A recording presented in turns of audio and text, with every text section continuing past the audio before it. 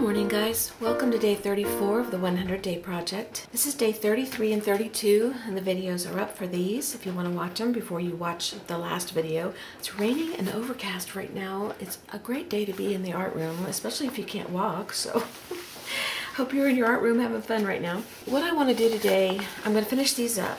I've given this some thought. I don't think I want to do anything to them right now. I have been playing around with something though. I have this vinyl chalkboard and I was trying to see if my circle punch would punch through the contact paper, and it doesn't do a very good job. But I kind of like the circles that I was trying to cut out and maybe have a little word on each one. I don't know yet. I haven't decided, but I'll get there once I cut these out. The first thing I want to do is cut these out and then I can focus on each individual piece. And the other thing I was going to show you is this is the tag that came out of this project. All the different colors and stuff that we use that we put on here. I have a very hard time using minimal colors, as you see. I'll give it a try another time, but I do like this tag. That's the kind of stuff you can get when you just clean your paint off on a tag instead of on a paper towel and get rid of the paint. So I have a ruler and an X-Acto knife and a two-sided cutting mat, which is self-healing on this side. I have my corner punches. I don't know which one I'm going to use, so I've got a small and a large here. And I think the problem I'm going to run into with this book is that in order to keep a little white border, the pages might barely just fit. I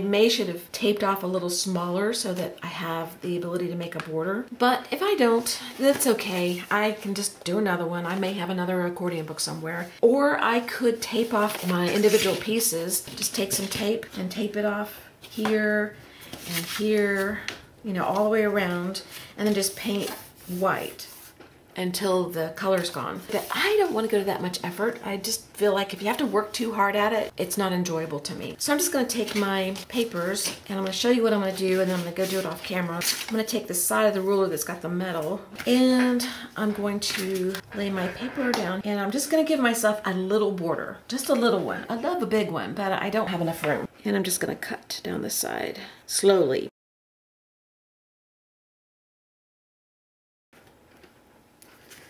Okay.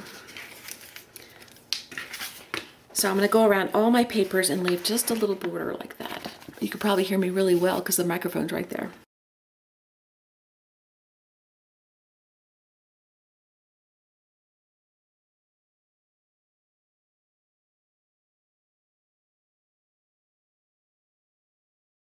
Okay, I have them all cut out. Some of them are a little bit crooked because the tape job wasn't straight. And I expected that because I don't do anything straight in here and I'm not really worried about it. So the next thing I'm going to do is I was debating, this is my test piece. I've been playing around with that.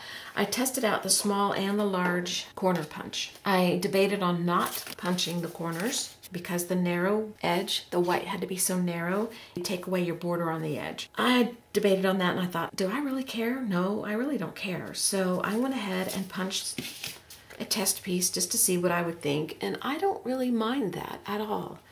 But that's just me, guys. If you really mind, then you need to be really specific about your measurements. So I'm going to go through all these and I'm just going to punch the corners.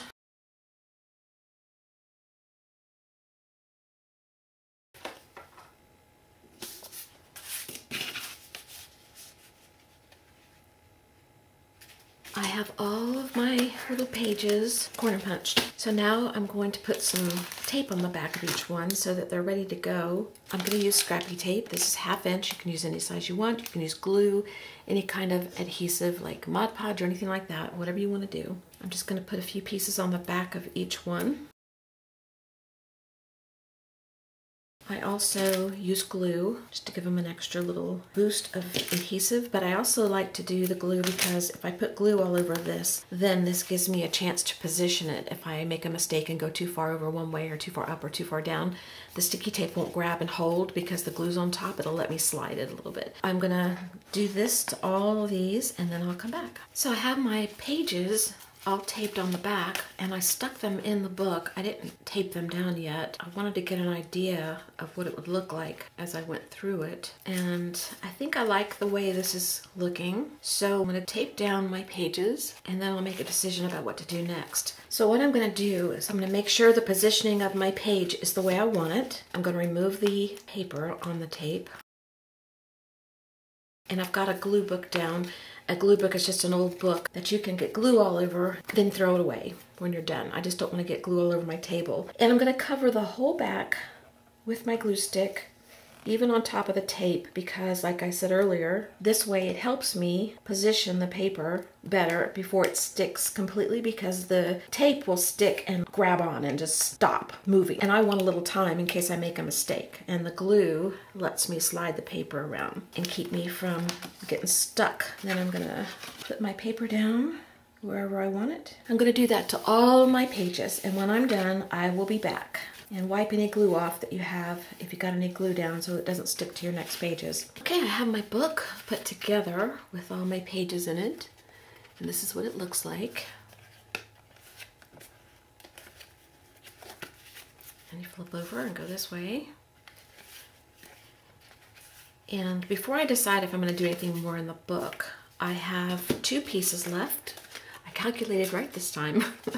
This is my test piece. I'm not using it for this, but I'll use it for something else. But I have this piece, and it's going to go on the front of my 10. And I took the template that I made in the other 10, and if you're new, the other 10 is this one that we made. There's a video on that. What I had done with the last 10 was I took the book and I traced out on a piece of paper. Actually, it's the packaging that came with the 10. I laid the book on top, I traced around, and then I cut it out, and that's my template for the front. I take the template and then I cut out my paper, and I use cardstock. So I've cut my little piece out, and I debated on making this a different color or doing something different, but I think I'm gonna stick with the black theme. I'm gonna put some of my tape on the back of here. I already have tape here. Then I'm gonna adhere everything together.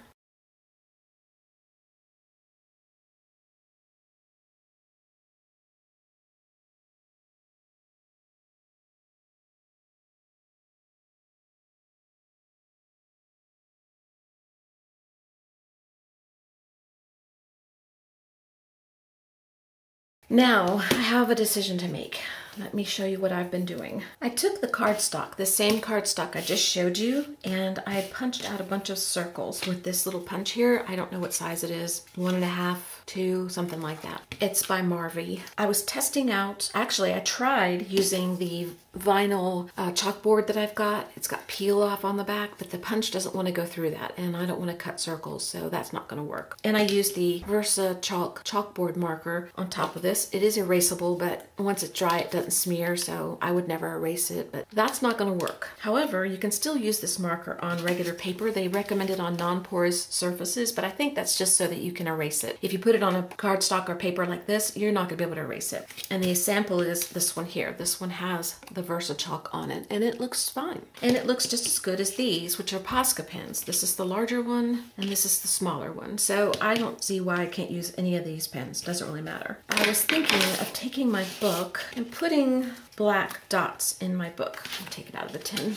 And writing words on it. There's a little phrase I'd like to write, but I'd put a little dot here, and when you open it, there'd be a dot here, and then one here, and it would just say words all the way through. I'm not sure. I just can't decide. I may just go for it, because what's the harm? What's it gonna hurt? I think I will do it. I'm gonna go off camera, I'm gonna write out the phrase, and then I will be back to put them on and I'll show you what it is. Okay, I used the Posca pen, I used the larger one, and I wrote out, "Be kinder than necessary, because everyone you meet is fighting some kind of battle." The credit's given to J.M. Barrie. I see credit given to different people. I gave the credit to the one where I got the quote. I also like these quotes. "Everyone you will ever meet knows something you don't," which I think is really great. My husband's always saying that. You can learn from anybody, which I agree. And the other one I like is, "Remember that everyone you meet is afraid of something, loves something, and has lost something." That is so true. I have lost a lot, and I'm sure some of you have too. But I'm going to go ahead and glue these down. Okay, and when I get done, I'll come back and show you what it looks like. Okay, I have my little phrase on there.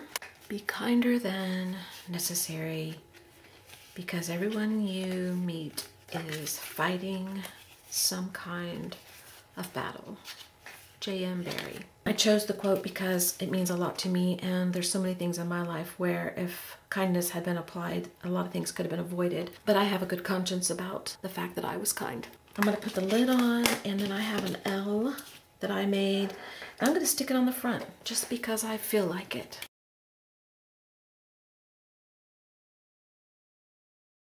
I'm not gonna give this a bow like I did the other one. Completely different. We'll do another little flip through real quick. I'm gonna leave the back just like this. I might come later and put a piece of black paper back here like I did on this one and just put my name. I probably will. I'll show you at the end if I do. So here's our book.